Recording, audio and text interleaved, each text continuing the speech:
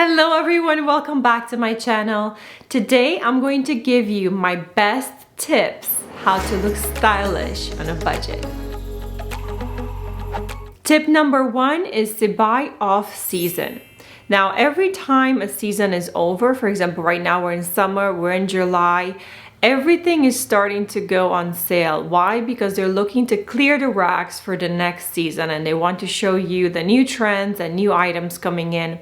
So this is the perfect time for you to check out your favorite store's websites and see what discounts they have.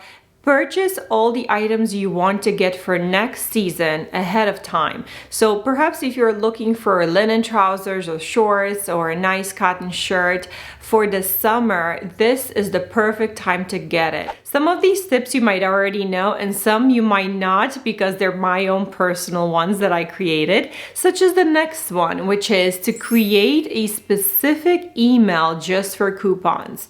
Now, for some of us who really like to shop, and I'm one of them, I used to love shopping a lot. Perhaps a bit too much. I unsubscribed from all the emails that I was receiving from the stores because they were all going to my main email, which I had to check on a daily basis. So instead, what I recommend you do is create a separate email account just for coupons.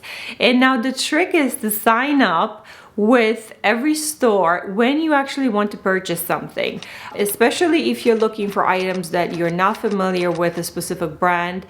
Go to their website and they always offer a subscription or sign up with the email and they send you a first time coupon discount. This is great because they will start accumulating in that specific email that you don't check on a daily basis. This way you can be purposeful, and when you're looking to shop for something very specific, you just go to your email account that has the coupons and you look up in the search whatever store you want to purchase the item from. Next tip is to shop during holiday discounts. This is well known in the US. We have a bunch of holidays and I really look forward to them because they come in handy when you want to purchase big items that are perhaps more expensive. Wait for the next holiday, look it up on a calendar, and sure enough, most websites and stores provide perhaps a couple of days or the weekend of the holiday some major discounts. Some of the discounts that I see here in the US are of course, Mother's Day, Father's Day,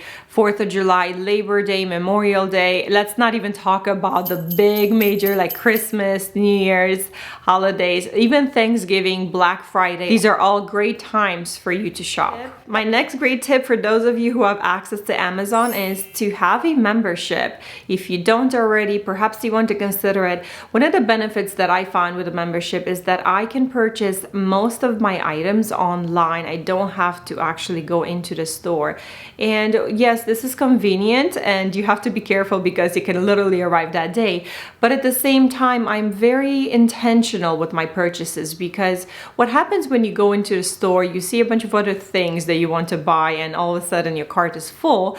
But when you go online, you can just add it into your cart and then let it sit there perhaps a couple of days. You have enough items accumulated that you want to purchase them.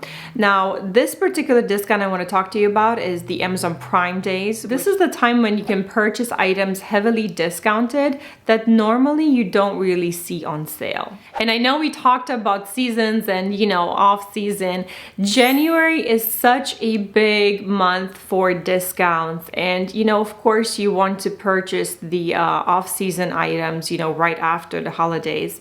Over and over I saw that January has the best prices for coats, for winter wear, for fall wear, and really those items that are going into the spring and that you can use most of the time. And because everybody's getting ready for the next season, right? For spring, for warm, for summer. Next tip, my personal one is I only shop, well, I don't want to say only shop, but the majority of my purchases are made at discount stores. So my number one store that I love to shop for fashion items is Nordstrom Rack. There, I know they pretty much have all the Nordstrom items that are perhaps off-season or discounted. You would be surprised, I find the same item in Nordstrom as well sometimes.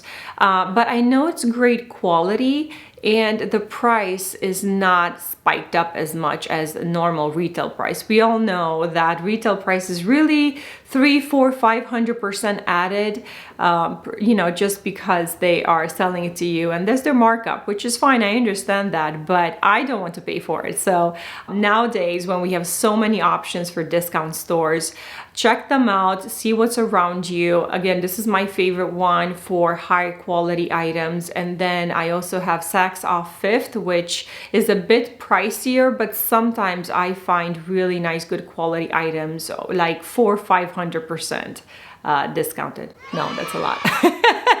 But I sometimes find items that are like 60-70% off, and now that brings it within my range. My next tip is to create a wish list.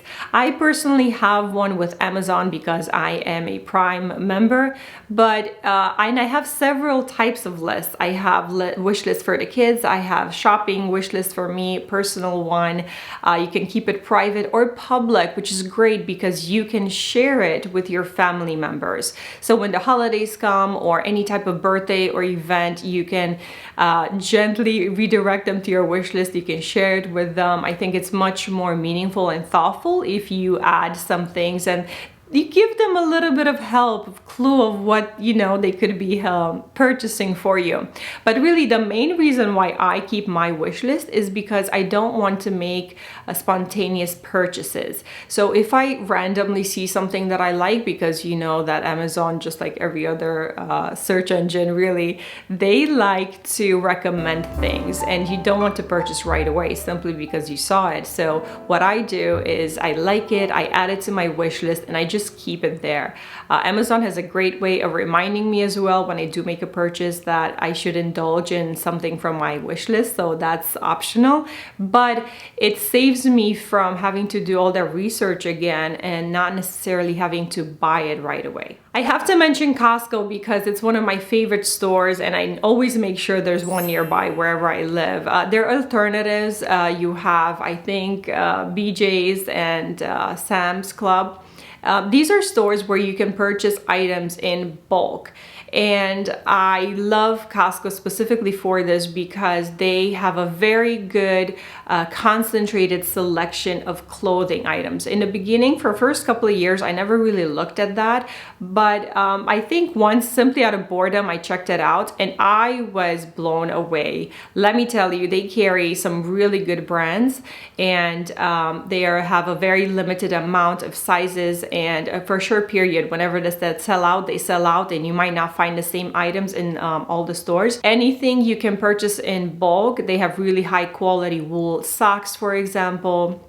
I think I even purchased some winter boots from them, winter jackets, ski sportswear. So they have some really good items. One of the great tips that I want to share with you also is to check out the stores near you. If you're one of those people that would just likes to go in person and shop, that's great. I love that when I have the time to do it. Most of the times I don't. But what I recommend is you go on a Saturday and take a look at what stores are around you. Do some research about those stores, specifically if you're not familiar with them. So for example, I have Trader Joe's, and I'm just going to give you some food example. Google what are the best items to buy in that store. So then of course I recommend you sign up with on their website, put in that email, that coupon email that I said that you should create, and that way you get all the promotions in one place and you can use them when you actually need them. Now we're in this world of thrift stores, of secondhand, third-hand, reusing items. I'm a big fan of that. In fact, everything that I don't use, I donate. I used to use ThredUp and just send it there. To be quite frank, there's so little money that I gained from that at this point I just donate it for free. But there's some really good items there, perhaps some more expensive vintage items that you wouldn't be able to purchase anymore, or if you do, they're just, you know, marked up so high. So let other shoppers buy it for you, and then you get it at a discounted price. Check them out, and this is a great tip if you want to save some money. My next tip, I have to say this because it's been said over and over again. Do not buy a sale simply because it's a sale. I've been in that situation and I fell for that trap so many times, and I ended up regretting it because while my thinking is, oh my gosh, I saved so much money, perhaps it wasn't the best item that I could have bought because I didn't really need it. It was spontaneous, and really on the long run, I didn't feel good about it. So in those situations, be wary of the sales. Don't go to that rack simply because you see the big flashy yellow sign that says sale. Make sure you purchase things that are intentional, that you actually want. If there's something specific that I want, I will do all the research behind it to make sure I find it in a discount or sale if I can. If I cannot, I will go and buy it full price. My next tip to save is to be purposeful with your purchases. This is really important because the biggest amount you will save is the amount you don't spend. So let's think about that for a second. When you walk in and you see that sale, if it's not something you really want, walk away. Walk away and go and buy the item full price that you really wanted. I think the hardest decision you can make is to walk away after you just spent an hour or two in the store walking around, trying out so many different outfits. I've done this over and over again, and you know, it doesn't feel that good, but then at the end I'm thinking, you know what? If I'm not absolutely in love with this outfit and it doesn't make me feel amazing now, it's not going to make me feel better later. So I put it right back and then I walk away. And then I'm thinking, oh my goodness, I just spared myself $200. And sometimes you just need to pay the full price. So many times I try to look for alternatives that would be perhaps, you know, less expensive, but then they didn't really end up working out, and I didn't end up loving it as much as I would have the first one. I don't have the heart to spend on, you know, specific amounts on a very good blazer, for example. I couldn't spend $400. So then I look for alternatives, and am I really happy? No, not really. So I learned from this. And let me tell you, as someone that has spent a lot on, you know, a wool coat, for example, that was some of the best decisions that I've ever made. And it makes me so happy every single time I look at it. If you're going to wear it and it brings you joy and you're so happy, then yes, go pay the full price because it makes you happy. So I try to keep this mentality, and when I look for something specific, like an essential, wardrobe essential, that I know it's going to be an investment piece and it's going to last for a very long time, I don't really look at the price as much anymore. Not that it doesn't matter, but now I kind of lock it in my mind that this is going to cost this amount, and then I start shifting towards that. I need some time to get used to it, right, for it to sink in. But that also means that I'm not going to go ahead and shop anything else that I see that's cheaper, because that would be settling, and I don't want to settle. I want to buy the item that will make me feel like a rock star every time. And my last tip that you probably didn't think about will save you money on fashion is to find a hobby. And here's why.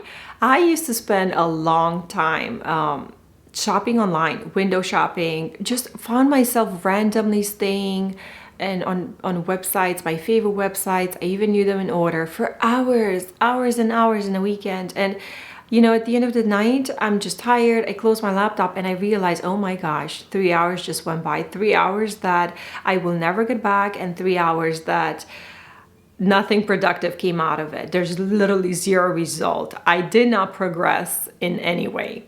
And I would do this over and over and over again, just, you know, browsing around. And yes, that was pretty bad because it ended up making me feel bad if I purchased it and making me feel bad if I didn't purchase it. So there's just no winning. It's like this rat race, right?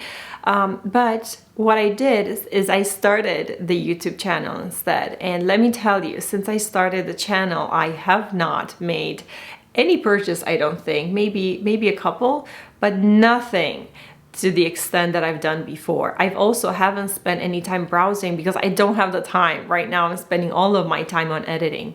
And I just want to give you an example of how finding a hobby, something creative, something that you enjoy doing instead, will take your mind off of it and perhaps build something, do something productive with that time. I'm not going to say that it's going to fix everything, but it will give your brain a little time to breathe and not constantly be in that shopping mode. So interestingly enough, I thought that, while creating a fashion channel, I'm going to have this excuse of now browsing and searching and buying all this stuff. Well, I'm not. Funny enough is I'm not making any purchases because very early on I decided that, at least for now, I don't want to tell you what to buy. I don't think that's adding any value. There's so many channels out there following the latest trend. It's very short-lived. It's fun, always entertaining to look at. I don't discourage that. I also find it entertaining as well sometimes. But then it leaves me with this feeling of, oh my gosh, now I have to buy this. If you're specifically looking for some items, then these videos are great. But if you're not, just browsing and all of a sudden someone's recommending you 20 things that you didn't have before and now you feel bad you don't have or think that maybe you should, it's just your brain is influenced very, very strongly by the things that you see. So with that being said, I always encourage using what you already have because you most likely have a lot of things, right? So just make that work. Don't fall into this race of having to keep up with the latest trends and buy it, because the latest trends most of the times don't last. And the items that are put out there for fast fashion, right? The items that are put out there in market are not very long lasting, right? The hint, fast. So that being said, enjoy what you have, work with what you have. I'm always going to try to help add value by restructuring and rethinking how to restyle your current wardrobe. Let me know down below if you found any of these tips helpful. What are some of your tips that you would like to share with everyone else? I want you to look stylish on a budget. You don't have to spend a lot of money for that. And just be smart about it. Work smarter, not harder. I'll see you in my next video. Bye.